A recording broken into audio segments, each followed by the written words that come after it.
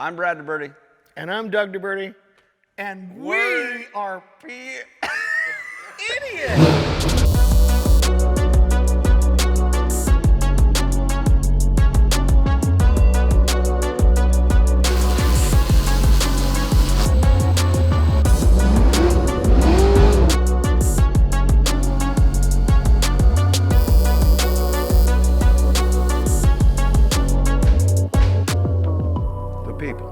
It's the intensity of what you do and why you do it. And now that we're in the seat business, it's about the safety and how well we can bless those drivers in being safe.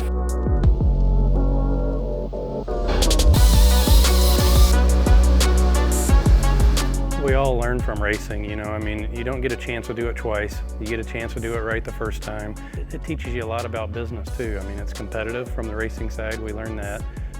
But I try and instill that into all our people at both companies.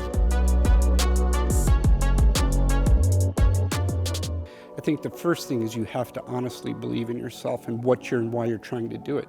I know some people have gone to college because they like the lifestyle of race car engineering or something.